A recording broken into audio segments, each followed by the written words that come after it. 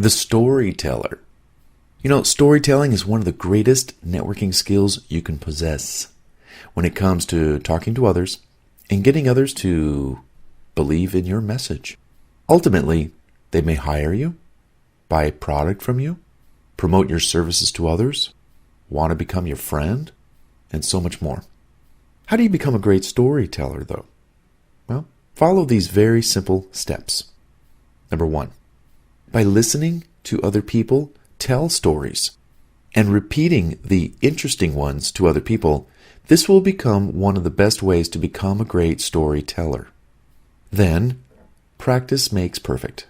Practice, practice, practice.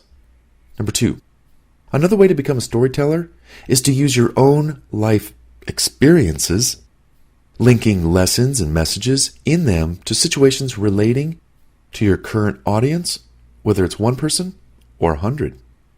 Number 3, practice telling all kinds of stories to other people. No matter where they are, in business or casual environments, standing in line, waiting at the airport, doesn't matter. Practice telling stories to other people. Number 4, each time you tell a special story about your life or business experience, your script should improve. Because, we tell the same story over and over, right? The more you tell a story, any story, the better that story should sound when you tell it to the next person the next time around, and thereafter. Practice makes perfect. Number 5, telling personal stories shows your humanity and helps to lower the anxiety level most people feel when attending or meeting a large group of people for the first time. Hey, let me tell you my story of how I really messed up. Number 6, telling your story allows others to see what they have in common with you. This is a subtle way to build rapport and commonality among others without having to say, "Will you be my friend?" Actually, if you just share stories like, "Oh my gosh, me too. I could totally relate to that. Hey, let me give you a call. We'll talk more about that." Number 7, adding new stories from your life experiences, talking to others, meeting new people, watching news and television programs, reading magazines, reading online articles, reading blogs, reading commentary or feedback in forums and where comments are listed and posted on websites, reading what other people have to say and their stories, listening to audio and other resources. Everything enhances your storytelling strengths and capabilities.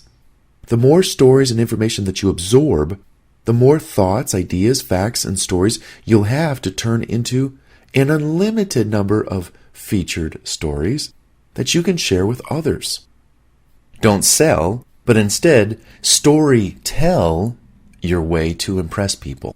It's never the right time or place to openly sell at a networking event. No one wants to be put on the spot to buy anything right then and there. But if you share what you know, and you motivate them enough about the benefits and the stories you tell or the product or whatever it is that you've got, people may ask to purchase it right there on the spot without even exchanging any kind of merchandise. How much is it? In other words, they bought your delivery, they bought your style, and they have confidence in what you can offer them. Then, after the meeting, you can direct interested buyers to your Buy Me link on your website, or wherever it is that they can purchase what it is that you were just telling them about.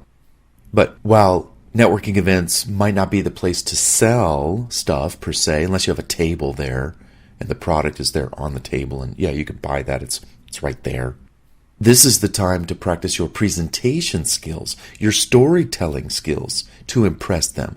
Well, what I do is, and I'll give you an example, a case study, a story of one of our clients who used whatever it is that you do and used, and bam, bam, bam, bam. And then they listen to that, and they're like, "Wow, that was pretty cool. I'm hooked. I want some of that stuff." Yeah.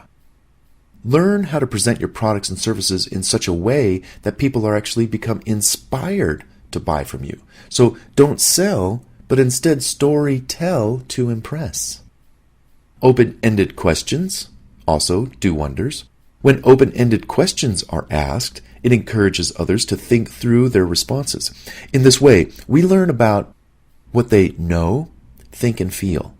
The yes and no responses only, they don't really add too much value to the conversation. Do you like that? Yes. Okay, great. Why do you like it? Examples of open-ended questions are, what's your background? How did you get started in the business you're in? What made you want to write a book? How long did it take you to write your book, and what inspired you to write it? What kind of services do you offer, and how much do they run? Who is your ideal client? Can I be one of them? Or if I can't, maybe I know someone who could. What challenges does your company face when it comes to marketing or finding new clients? What's the best business advice anyone ever gave you? Just avoid asking questions that evoke the one-word response. Keep people talking. Keep the conversation flowing. It's a good thing. Small talk? Small talk is great when you're waiting for an event to start or a friend to arrive.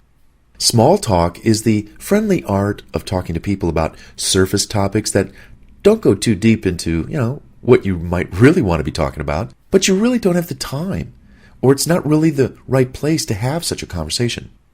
How can you make small talk work for you? Use it to learn the other person's name and use it in conversation. Then share your name and what you do. That's small talk. Don't forget to add your website address in the conversation. Ask if they'd like more information about your products and services. You might give them a flyer, a postcard, or a business card to stimulate small talk. Hey, here's a tip to get people's attention. Let folks hold your book or other products if you have them, if you have samples, while you talk to them.